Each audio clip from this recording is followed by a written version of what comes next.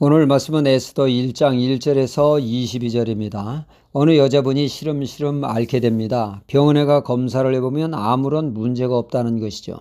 답답한 노릇이 아닐 수 없습니다. 본인은 아파 죽겠는데 병원에서는 아무 이상이 없다고 하니 말이죠.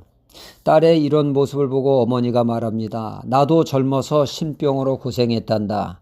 나는 아파 죽겠는데 병원에 가서 검사를 받으면 이상이 없다는 것이야. 이는 신병으로 내린굿을 받으라고 했다는 것입니다. 내가 내린굿을 받아 무당이 되면 내 딸도 그 영향 아래 있을 것이 싫어 끝까지 버텼다는 것이죠. 어찌할 바를 모를 때 친구로부터 전화가 왔습니다. 그 문제 해결 못한다면 하나님께 기도해봐 라고 말이죠. 이분은 중학교 때 교회를 나갔었지만 은혜의 은자를 모를 정도로 은혜 체험이 없었습니다.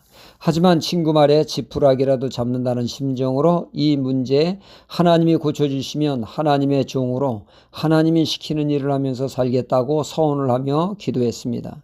40일 작정 기도를 하는데 37일째 되는 날 하나님의 음성을 듣게 됐죠.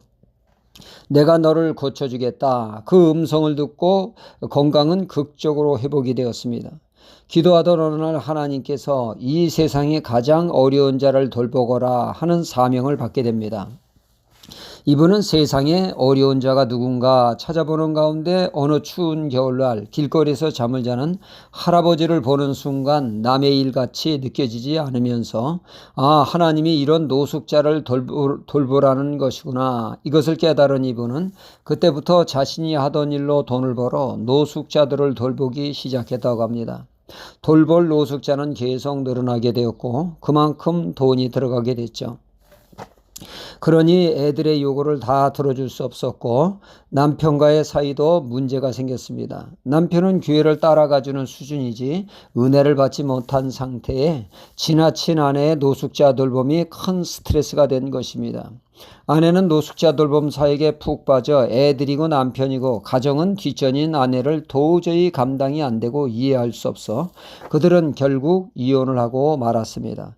이 부인이 남편과 이혼할 당시 자기는 아무 잘못 없고 남편 탓을 했다고 합니다. 내가 돈을 벌어 나쁜 데 쓰는 것도 아니고 그것을 이해 못하고 문제 삼다니 나는 아무 잘못 없다고 말입니다. 어느 날도 남편 탓을 하면서 기도하는데 하나님이 말씀하셨습니다. 너는 정말 잘하기만 했느냐? 이 말씀에 비로소 자신이 얼마나 가정에 소홀했으며 남편의 마음을 헤아리지 못했는가를 깨닫게 됐고 회개하게 되었다고 합니다. 우리의 삶의 대부분이 이렇듯 우리는 남들에게서 문제의 원인을 찾는 경우가 너무나 많습니다.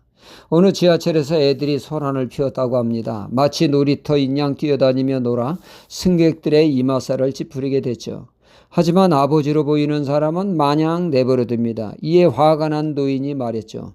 요즘 부모는 애들을 오냐오냐 키우는 것이 문제라고 세상이 말세라고 혀를 찾고 승객들은 노인의 말에 동의한다는 표정을 지었습니다. 침묵에 잠겨있던 애들의 아빠 그제서야 제정신을 차리고 말했습니다. 젊은 아내가 갑자기 세상을 떠나 장례 치르고 오느라 정신이 없어 애들을 단속하지 못했다고 말이죠. 그 말에 승객들은 숙연해졌습니다.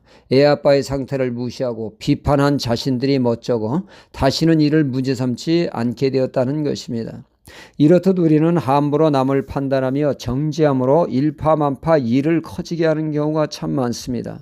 오늘 말씀이 그렇습니다. 아하스웨로 왕이 되어 통치 3년에 그의 신하들을 위해 장장 6개월에 걸친 잔치로 나라의 부강함과 건실함을 자랑했습니다. 또한 백성들을 위해 일주간 잔치를 베풀었죠. 나라는 온통 축제 분위기였습니다. 그런즉 왕이 치기에 오르자 그는 왕비의 빼어난 그 미모를 만방에 자랑하고 싶어 왕비 와스디에게 명령을 내립니다. 왕후의 예복을 입고 왕 앞에 나와 뭇백성과 신하들에게 보이라고 말이죠. 이는 당시 관습에 따르면 왕후의 채통을 깎아내리는 관습에 어울리지 않는 명령이라 왕비는 거부하게 됩니다. 이런 일에 왕은 그만 술에 취해 내가 오바했구나, 내가 실수했다 하며 자신에게서 문제를 찾았다면 더 이상 문제가 되지 않았을 텐데 왕은 왕후 와스디에서 문제를 삼다 보니 이 사건이 단순히 왕과 왕비의 문제가 넘어 나라에까지 영향을 미치는 일파만파로 그 문제는 커졌던 것입니다. 하나님의 역사는 나에게 문제를 찾습니다. 그래서 인간적인 생각은 그러나 남들에게서 답을 찾으니 문제는 더욱더 커지게 되어집니다. 말도 많고 탈도 많게 된다는 것이죠. 성령께서는 문제 속에 나를 돌아보게 하십니다. 이것이 바로 하나님의 역사입니다. 할렐루야.